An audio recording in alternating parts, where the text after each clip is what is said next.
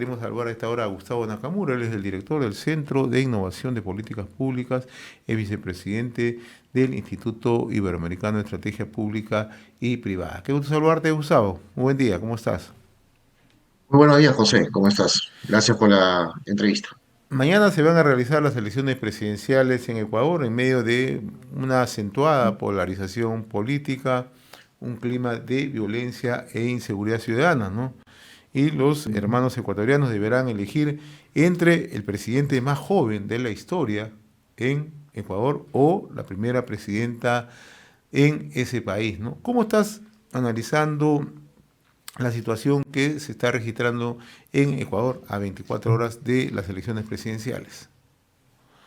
Mira, José, yo hoy día muy temprano por la mañana tuve algunas conversaciones ya con algunos políticos ecuatorianos a ver cómo es la temperatura, como se dice, ¿no? Off the record, cómo se está dando esta situación. Eh, Hay optimismo por el lado del candidato Noboa, hay bastante, como que ven que las posibilidades de ganar son latentes, pero sí hay un cierto temor de un voto oculto que puede tener el correísmo, y a partir de ahí la cosa se ponga un poco más compleja. Ellos confían que van a ganar, es lo que me han dicho varios de ellos, pero esta elección se da en una situación, como bien tú has dicho, de crispación política a la muerte de un ex candidato presidencial. Y el tema de agenda ha sido la seguridad ciudadana, no ha sido el tema, bueno, y es el tema económico que siempre está en todas las campañas electorales, pero no ha habido otro tema, ¿no? Mira, y tú has apuntado algo bien interesante, el hecho de que es una candidata mujer y el otro es un candidato varón. Y la candidata mujer representa más a una visión más progresista, si quieres. El correísmo está vinculado definitivamente al Foro de Sao Paulo y no se ha tocado ese como punto de agenda, ¿no? De estrategia política de parte de ellos. Ha sido más el tema de la seguridad. Ahí nos damos cuenta que ya el electorado prioriza otras cosas antes que otro tipo de agendas externas o puede ser internas, lo cual refleja que el Ecuador ha empezado un proceso de búsqueda de una solución a la crisis que tiene actualmente. ¿Cuál es el tema en contra que tiene Daniel? Daniel Noboa, que es un empresario, ¿no? Cuyo padre también ha sido varias veces candidato presidencial. El tema que tiene un gran pasivo. Y el gran pasivo que tiene es el propio gobierno del presidente Lasso, que también es empresario. Y entonces, y su gobierno no ha sido de lo que uno esperaba, parece que el pueblo ecuatoriano. No ha sido lo mejor que uno pensaba. Entonces, ese es el gran pasivo. Otro candidato que tiene un perfil muy parecido, empresario, contra algo que ya antes han trabajado, claro, está desgastada la imagen del correísmo, pero al final es una cara nueva y es una mujer y que tiene un mensaje distinto y disruptivo. Entonces, en ese contexto se están dando las elecciones y en el contexto de la inseguridad que tú lo has dicho. Todo hace indicar que ganaría el señor Novoa, pero yo creo que en este momento las brechas se pueden ir cerrando y pegando, y el resultado puede ser un resultado no tan holgado como las encuestas daban hasta hace unos días. Ahora, Gustavo, tú apuntabas algo muy puntual, que las elecciones en Ecuador han tenido un componente principal que es la seguridad ciudadana, ¿no? Porque en realidad en Ecuador hoy se vive una situación de miedo, una situación de terror por el incremento de la criminalidad organizada, ¿no? Y Ujú. digamos, el tema más saltante ha sido algo que la prensa internacional no ha destacado, pero en Ecuador sí ha sido un hecho que marca de por sí cómo está el tema no solamente de la inseguridad, sino el tema de la corrupción, cuando fueron hallados muertos 6 personas que están implicadas justamente en el asesinato de Felipe Villavicencio. Entonces, esto ha sido, digamos, el colofón final para la campaña. Pero hay dos temas que también tú lo has remarcado, ¿no? El pasivo que de una u otra manera puede tener, en este caso, Daniel Noboa, por su cercanía, su afinidad con el gobierno reciente, ¿no? Pero por eso que él ha tratado de un poco de desmarcarse, situarse en una posición casi de centro. Pero por el otro lado, Luisa González tampoco ha tocado su cercanía con Correa, muy por el contrario, ha intentado desmarcarse, lo que los analistas dicen, hay dos candidatos que intentan desmarcarse de sus posiciones reales, de sus posiciones primigenias, ¿no? Con la finalidad de captar ese voto que tú dices, ¿no? Ese voto primero indeciso, pero también por el lado de la mujer, el voto femenino, y por el lado de, en este caso, Daniel Noboa, el voto joven, el voto, digamos, que pueda significarle el triunfo, ¿no? En ese panorama, ¿tú crees que el hecho que ambos se hayan desmarcado puede jugar un favor y pueda convencer al elector cuando el tema principal es el tema de seguridad ciudadana en Ecuador? Yo creo que ayudará a un sector, pero un sector, a ver, vamos a ser claros, en Latinoamérica, y no solamente Latinoamérica, ya Iberoamérica elige con el hígado, nuevamente. Bueno, en el Perú somos expertos de eso, ¿no? Somos doctorantes, o sea, ya podemos enseñar una cátedra de cómo votar con el hígado y no con la razón, a veces. En el Ecuador no se ha dado tanto ello, pero sí puede darse el sentido de que la ventaja que tiene la candidata de Correa es que ella, sí, como bien lo has dicho tú, se ha intentado desmarcar, se ha intentado desmarcar. Ahora, todo el mundo sabe que tiene una vinculación con el correísmo, pero todo el mundo que le interesa la política, José, a la gente que no le interesa, a los ciudadanos a pie que quiere ver soluciones a sus problemas, esté vinculado a Correa o no Correa, le da igual. Eso es lo que hay que entender. Entonces, si bien se ha desmarcado es para el análisis político, para la televisión, pero mucha gente está buscando soluciones. Y soluciones a veces un poco populistas, pero buscan soluciones, ¿no? Y en el caso de Daniel, definitivamente el candidato Noboa lo que ha buscado es alejarse un poquito de este sector pro empresa, porque es un sector que ya lo tiene comprado, por decirlo así, ya es un voto duro, ¿no? Entonces, ha intentado meterse un poquito más al centro para rascar votos que se necesita porque el voto de la derecha ya lo tiene. Entonces, lo que hemos dado cuenta es que ambos candidatos tienen votos duros, bastiones duros, y ambos han buscado un bastión más de indecisos o del famoso centro que se llama, que yo lo llamaría más indecisos o votos que no tienen una connotación ideológica. Entonces, eso es lo que está pasando. Eso es lo que pasa en este momento. Y la gran ventaja que tiene la candidata de Correo es que es mujer. Y el discurso de decir primera presidenta mujer, pues pega fuerte, ¿no? Eso también hay que decirlo. Y justamente la campaña de ella está orientada en esa línea, ¿no? La primera campaña mujer, joven, se está desmarcando el correísmo, pero esta semana le hicieron una pregunta en Ujú. Ecuador, ¿no? Le preguntaron si en su campaña ella iba a tener de una otra manera alguna asesoría o algún nivel de consulta con Correa, ¿no? No lo ocultó, no lo ocultó. Esa ha sido la parte final, casi el colofón de esta campaña, ¿no? Pero así como por el lado del correísmo se trata de desmarcar, por el otro lado, como explicaba también, el candidato Noboa trata de desmarcarse de los sectores de la derecha, ¿no? ¿Y por qué? Porque en Ecuador también, cuando uno mira las encuestas, el último gobierno, el gobierno que cerró el Congreso aplicando, digamos, el marco legislativo, el marco constitucional ecuatoriano, no ha sido el más satisfactorio, ¿no? En términos de opinión pública. Entonces, ambos intentan desmarcarse. Pero tú acabas de señalar algo, además, también que se debe rescatar, ¿no?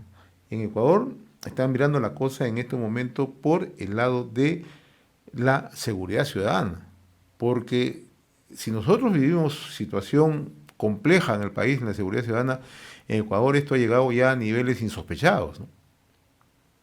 Totalmente, y ese es esa es la agenda, el primer punto de la agenda. El segundo ya Ujú. es la reactivación económica. Así es. La gente quiere vivir segura, ¿no? Y este es un fenómeno que está pasando globalmente, o sea, no solamente es Ecuador, claro, con otra magnitud. Nuestro país está teniendo lo mismo, la misma situación. El tema de la seguridad ya es mundial. Estamos viviendo un tema, cada uno con sus bemoles, ¿no? Lamentablemente en el Medio Oriente, pues la seguridad es otro tema, de un conflicto, una guerra que se está dando, pero cada país tiene esta connotación. Europa también está pasando temas de inseguridad. O sea, hoy día, por ejemplo, han cerrado el Museo del Louvre en Francia. Entonces, de otro tipo de inseguridades que estamos viviendo, mucho más geopolíticas en el caso europeo. En el caso sudamericano no es tanto geopolítico, es más es un tema de inseguridad, como decimos, de a pie, ¿no? De los ladrones que, o los secuestros al paso, pero que tiene detrás gente mafias detrás de todo esto. Gente que está viviendo desde la impunidad, gente que está acostumbrando, vive en el centro de la prostitución, de la trata de personas. Ese es el verdadero cáncer que tenemos actualmente en Sudamérica. Entonces, ha sido el tema que aquí en este caso en el caso ecuatoriano, pues con la muerte de un ex candidato presidencial, ha llegado a ese punto. En el Perú no ha habido eso, pero en el Perú ha habido, por ejemplo, la muerte de un candidato, del vicepresidente del Congreso, el señor Nano Guerra García. Dicho paso, yo lo conocía y es un hombre muy articulador, y falleció por no tener una posta médica abierta. Son necesidades básicas que la gente está buscando, respuestas puntuales que el Estado es ausente.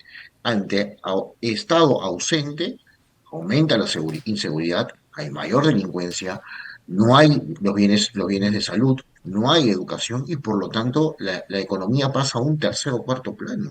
Gente quiere esto, lo mínimo necesario, que pueda salir a un parque y tenga la tranquilidad de tener un teléfono en la mano y que no se lo arranche. Tan sencillo como eso, pero tan difícil de solucionarlo en estos momentos. Por eso Ecuador ha buscado y ha tocado este sea el punto de agenda. Y lo cosa que va a pasar en el Perú, ¿ah? Dicho sea de paso, ya lo está haciendo y va a ser el tema de agenda en los próximos meses y años, definitivamente. Ahora, ya para y finalizar en el lado ecuatoriano, y quiero aprovechar que estamos conversando, Gustavo, para luego tocar el tema Ujú, en Argentina, porque las elecciones de Argentina ujú. son la próxima semana. En Ecuador también se da algo, esa similitud, ¿no? No han tenido la capacidad los partidos de colocar un candidato por lo menos de una línea más precisa, de centro-derecha, ¿no? O sea, siempre es un voto diseminado en ese sector, ¿no? Y está ocurriendo al Es que igual.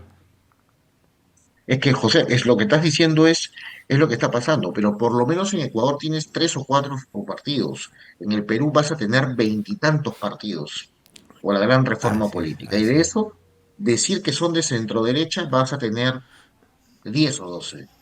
A eso no estamos llegando en el Perú. En el Y- caso de la diferencia en Ecuador.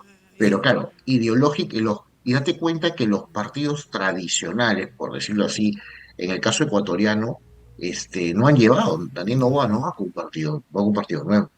Los partidos sólidos o supuestamente sólidos no están. Lo que es más doloroso, si quieres, para la democracia, y ahí te das cuenta qué tan débil es la democracia a este lado del charco, como yo digo, o a este lado del hemisferio, es que el partido del presidente Lazo desapareció. Nadie habla de eso.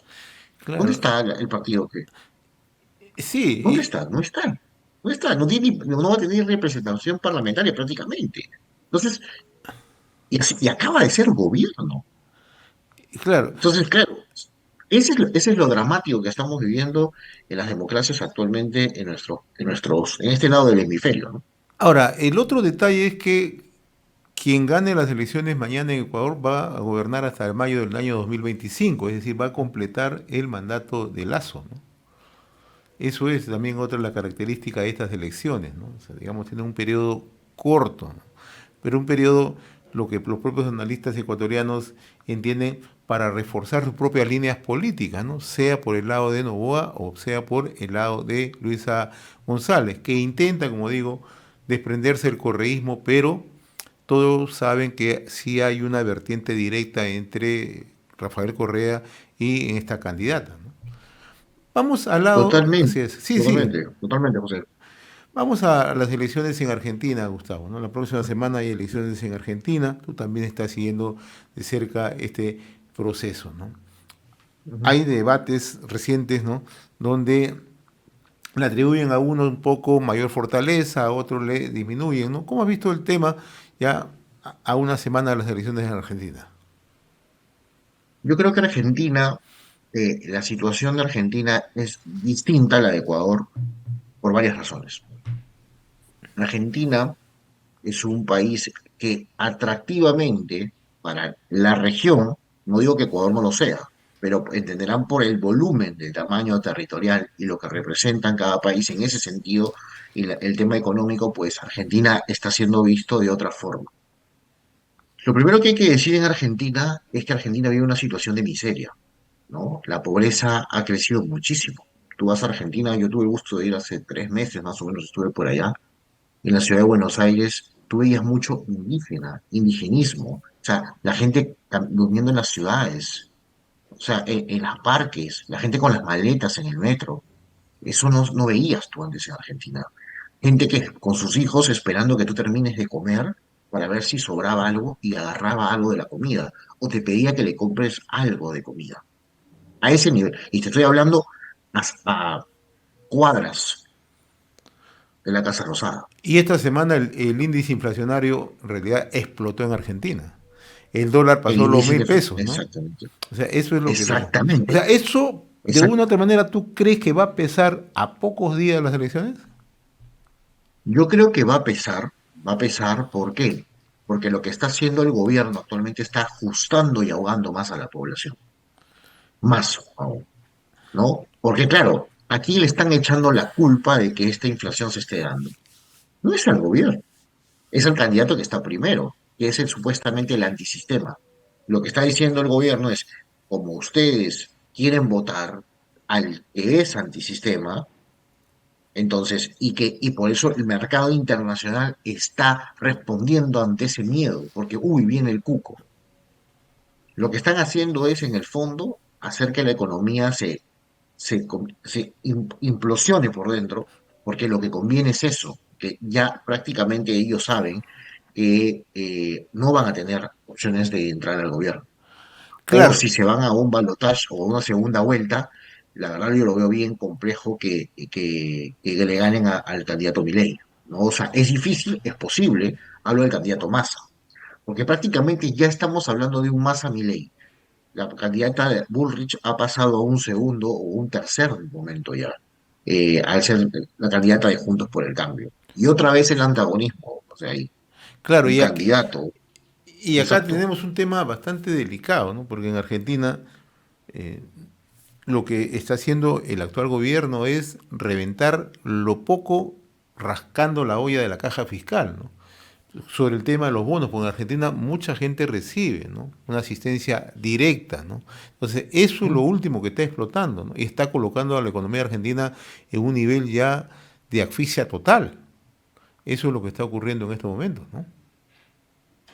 lo que pasa que, a ver, esto es una jugada política, Peligrosísima, van a por cierto, quebrar, por cierto. peligrosísima porque, Claro, porque que lo que menos les importa son los ciudadanos. así es. Lo que les importa simplemente es echar la culpa al otro candidato y dejarle quebrado el Estado. Ya está quebrado, más quebrado aún. Y una razón de Entonces, fondo ahí es la corrupción también, porque mucha gente dirá, en Argentina no hay corrupción, pero cuando uno escucha al candidato Milei, dice, nosotros vamos a hacer conocer a los argentinos cuál es el grado de corrupción al que se ha llegado en los gobiernos anteriores. Entonces ese es un terror para mucha gente en la clase política en argentina que ha dominado en los últimos años, desde los to- Kirchner, desde el gobierno actual de Fernández. totalmente, hay un temor, hay un pavor. Por eso, lo que ha pasado en Argentina es ya un rechazo social. O sea, ya la gente, hay una desesperación. Y el voto de Javier Milei, a algunos les gustará el candidato, otros no, pero en el fondo Javier Milei representa un voto de protesta. O sea, él agarraba esa bandera, la protesta frente a la casta que le llama, ¿no? A la casta política. Pero también es cierto, José, si que todo hace indicar que gane Javier Milei, no sabemos si en primera vuelta, si le alcance o vaya al balotaje, y ahí ya es otra nueva elección, te lo digo también, porque acuérdate que el peronismo es muy fuerte en Argentina. Entonces ahí va a haber muchas transacciones que se pueden ir dando. Javier Milei va a necesitar de parte de esa casta para gobernar. Eso es inevitable. O sea, a ver, no gobierna el presidente, gobierna con sus diputados, con la Cámara de Senadores, gobierna con ministros, o sea, todos esos cuadros de dónde lo va a sacar. Si los dos partidos tradicionales, como el vinculado a Juntos por el Cambio, que es el partido de la agrupación que tiene que ver con Macri, al PRO, donde pertenece Bullrich, que es un centro derecha, un poco más de centro si quieres, y el peronismo que siempre ha trabajado con Massa y todos los Fernández es la parte más progresista de la izquierda. Pero ahí te das cuenta que estos dos partidos no han llegado, no están llegando. En el mejor de los casos, uno de ellos va a pasar a la segunda vuelta. Lo que ha pasado, y con gran cantidad de votos, ¿cuál es? Un candidato disruptivo. En este caso, vinculado a la derecha y Ah, al liberalismo. Pero ahora, en otros, a Perú fue distinto. el otro tema, Gustavo, que quizá no se está mirando, el post-elecciones, sea ganador Milei, sea ganador Massa o Bullrich, ¿no? En el caso Ujú. que ingrese, es cómo Argentina va a soportar el nivel de negociaciones de manera interna, en el plano internacional para reflotar su economía. Argentina está quebrado en estos momentos. Cualquier presidente que ingresa va a tener que llegar a los organismos bilaterales internacionales para poder sanear esa economía. Esa economía en Argentina ya está de colapso, sea quien fuera, sea Massa, sea Milei, ¿no? En el caso del peronismo, con Massa, cierto, ellos toman el control actualmente, pero el nivel de confianza internacional es cero. Ese es el otro problema, ¿no?, que enfrenta Argentina, ¿no?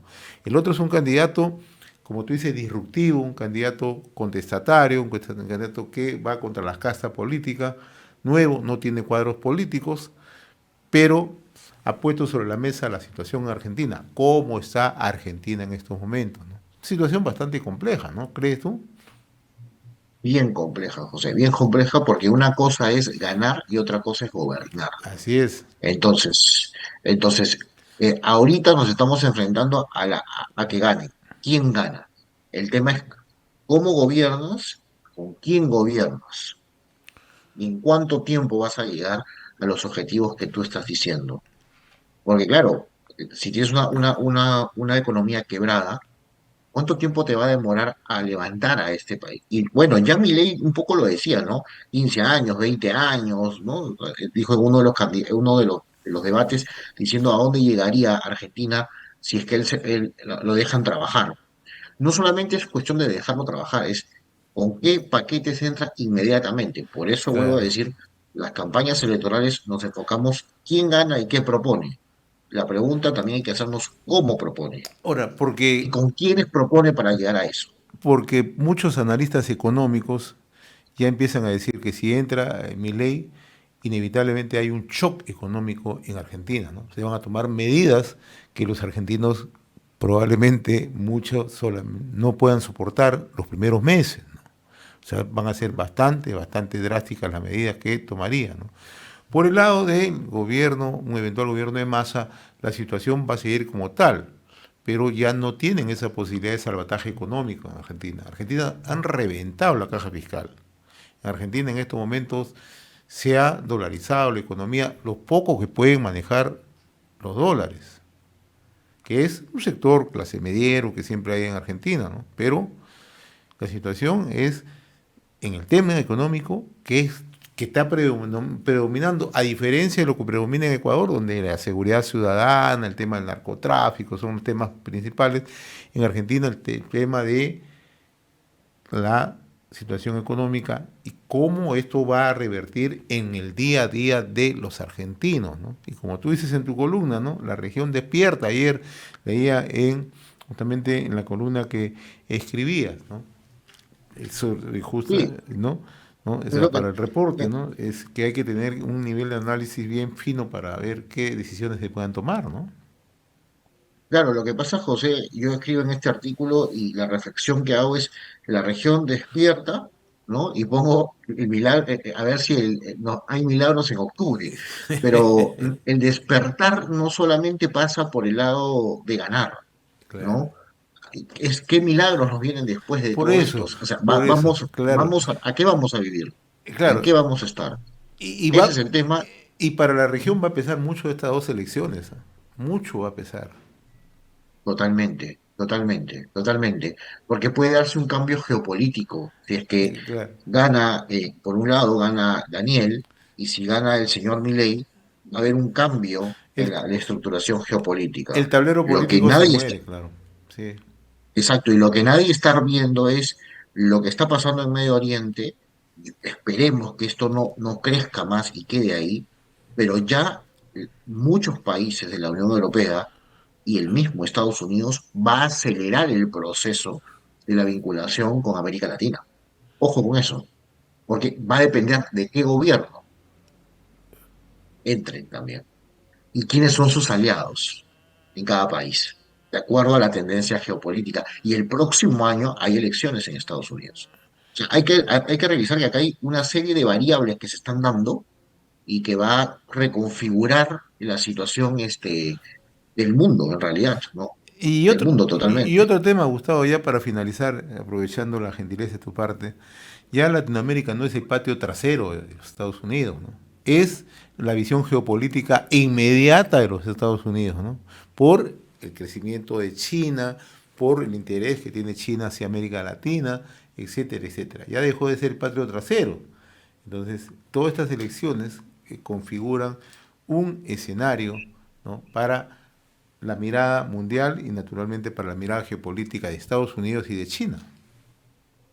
Totalmente. Ya la América Latina no es el patio crucero de nadie. Creo que tiene ya autonomía, tiene una economía mucho más robusta, tiene Así los es, recursos naturales que se necesitan y por eso la inversión china ha llegado con mayor fuerza en varios países de la región. El así Perú no es, es ajeno a eso. así es. Y Estados Unidos lo sabe. Y Estados Unidos lo sabe que la inversión china es muy fuerte actualmente en varios países. En el Perú no. La principal minera es inversión china. El puerto que se está construyendo geopolíticamente es inversión china. Y no sigo hablando porque hay mucha más inversión Así que no es, sabemos. Entonces, a ver, es un tema geopolítico, es un tema latente, es un tema interesantísimo. Yo creo que octubre sí va a producirse milagros en cuanto que por ahí puedan ganar estas elecciones o estos candidatos, o puede haber un cambio no tan abrupto, ¿no? En uno gane una tendencia y en otro así otra, es. no lo sabemos. Pero la pregunta que nos tenemos que hacer como peruanos, y ahí lo dejo, o sea, por eso termino el artículo, es: ¿y qué estamos haciendo en el Perú? Así es. ¿Qué Igual, o están sea, haciendo los políticos? así es. Totalmente fragmentados. Totalmente. En ambos lados, ¿no? En ambos lados una fragmentación. Lamentablemente. Así es.